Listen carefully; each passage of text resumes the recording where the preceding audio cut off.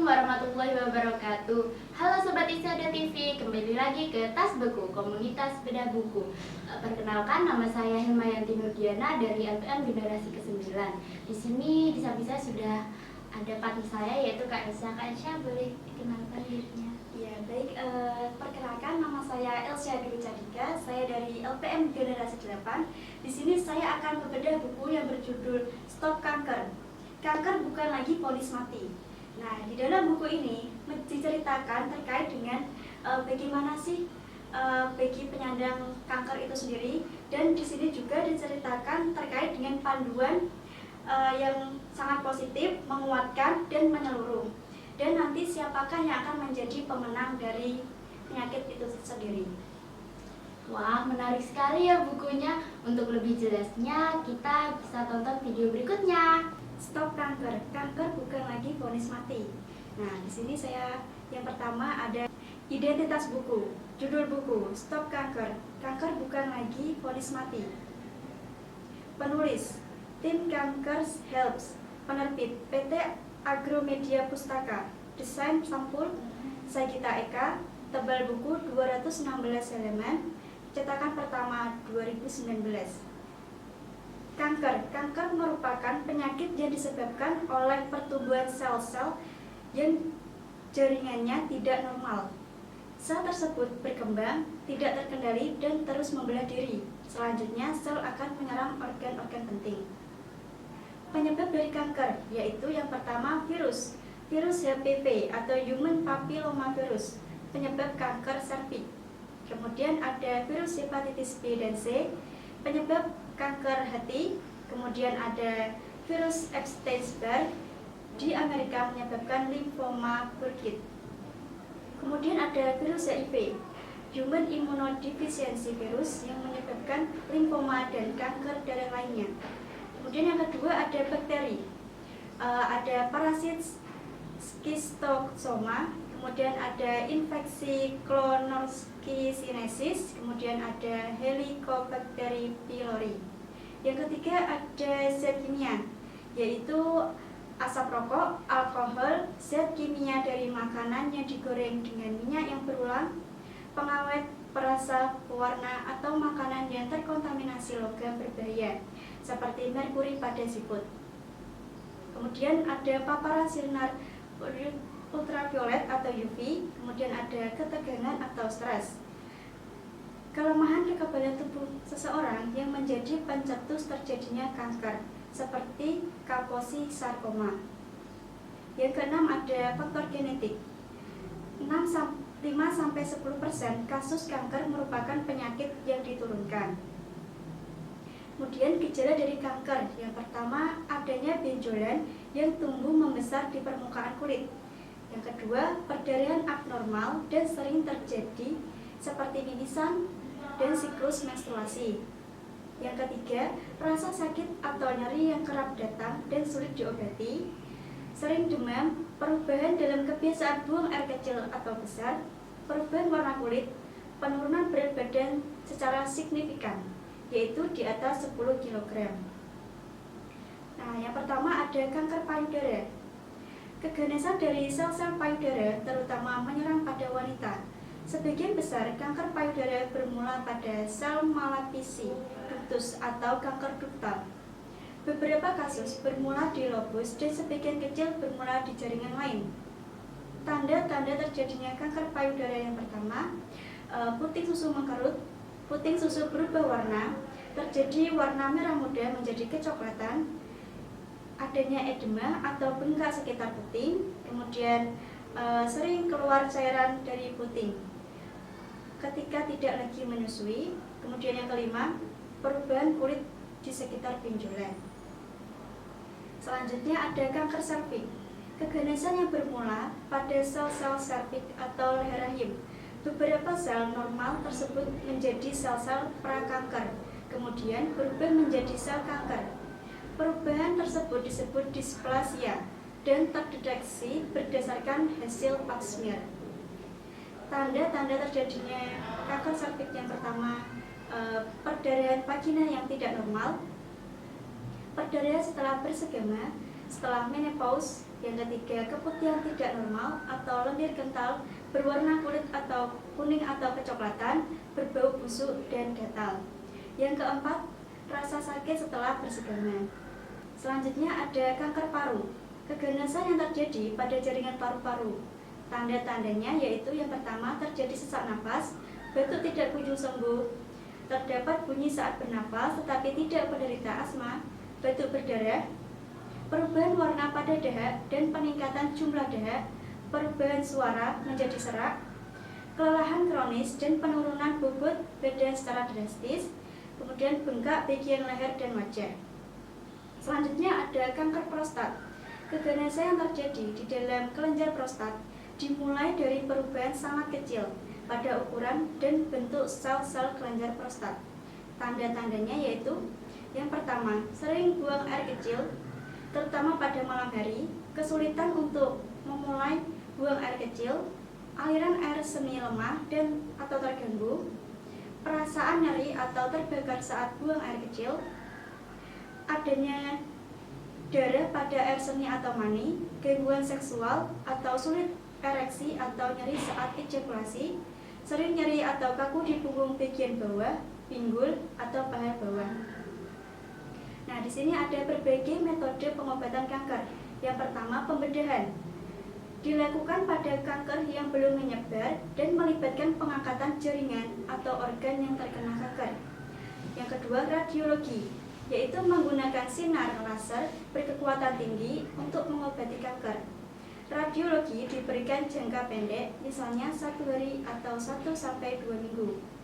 Yang ketiga ada kemoterapi. Terapi pengobatan kanker yang melibatkan penggunaan zat kimia atau obat-obatan. Yang pertama, ada kemo sebagai terapi utama atau primer untuk memberantas sel kanker. Yang kedua, kemo sebagai terapi adjuvan atau tambahan untuk memastikan apakah kanker sudah bersih dan tidak kembali lagi. Yang ketiga, kemo sebagai terapi paliatif, bersifat mengendalikan pertumbuhan tumor dan bukan menyembuhkan atau memberantas habis sel kanker. Yang keempat ada terapi target, yaitu perbedaan dengan kemoterapi adalah sifatnya yang sitostastik, yaitu hanya menghambat perkembangan tumor. Terapi target menggunakan obat-obatan atau bahan lain untuk menghambat protein molekul atau enzim tertentu. Yang kelima ada terapi hormon. Bahan kimia yang diproduksi oleh kelenjar seperti indung telur dan testis ditujukan untuk mengganggu aktivitas hormon, bertujuan untuk membunuh sel kanker dan membantu efektivitas terapi primer. Nah, selanjutnya ada makanan sehat sesuai jenis kanker. Yang pertama, kanker payudara. Makanan yang dihindari yaitu yang pertama ada minuman beralkohol, lemak jenuh atau gorengan, dan kuning telur. Yang ketiga, protein dari susu sapi. Makanan yang dianjurkan yang pertama, sayuran dan buah-buahan seperti tomat, jeruk, wortel, dan ubi jalar. Yang kedua, sebaiknya mengonsumsi susu kedelai atau olahan kedelai seperti tempe dan tahu. Yang kedua ada kanker serviks. Makanan yang dihindari daging merah. Makanan yang dianjurkan ada makanan kaya vitamin C seperti jeruk, wortel, dan tomat. Kanker paru. Makanan yang dihindari 1. Susu sapi dan produk olahannya, atau untuk meningkatkan jumlah lendir atau mukus dalam paru. Makanan yang dianjurkan makanan kaya akan vitamin K, yaitu kacang almond, kacang hijau, omega 3 dari ikan salmon, tuna, dan herring. Yang kedua ada konsumsi teh hijau yang kaya antioksidan. Selanjutnya kanker kolorektal. Makanan yang dianjurkan yaitu makanan kaya serat yang mudah larut air seperti apel, stroberi, biji-bijian, dan kacang-kacangan. Selanjutnya ada kanker darah. Makanan yang dianjurkan adalah makanan kaya asam folat atau ikan laut. Yang kedua sumber zat besi nabati, bayam dan bit. Kemudian ada kanker nasofaring. Makanan yang dihindari yaitu ikan asin.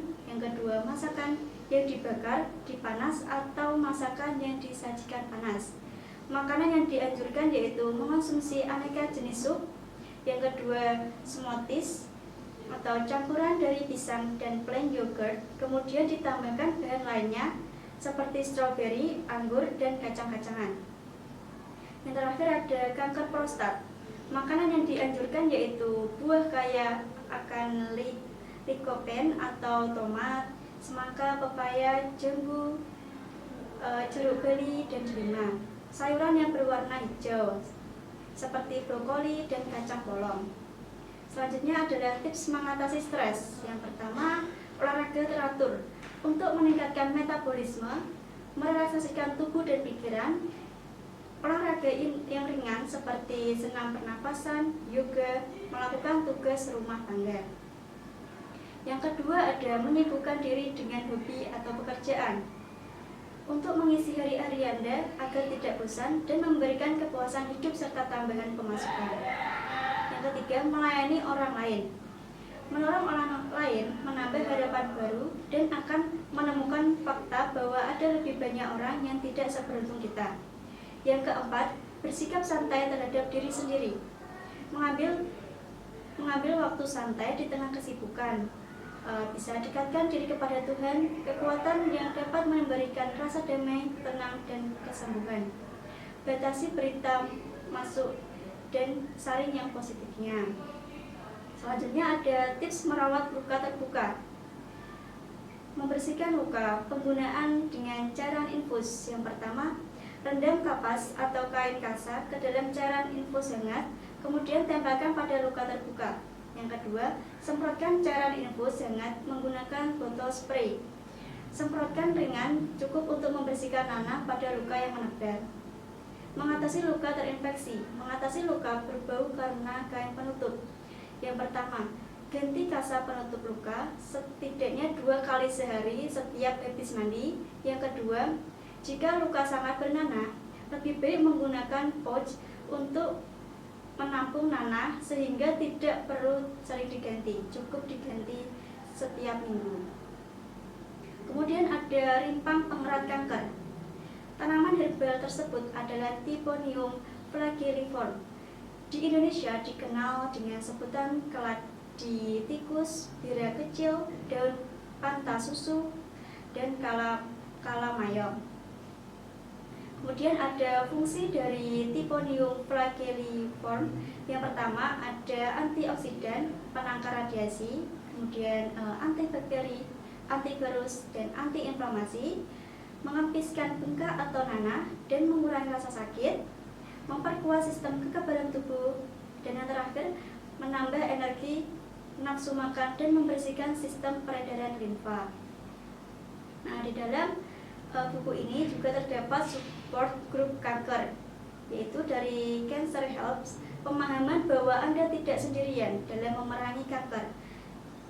Selain keluarga, teman dekat, atau pihak medis, tidak kalah pentingnya suatu dukungan dari sesama rekan penderita kanker.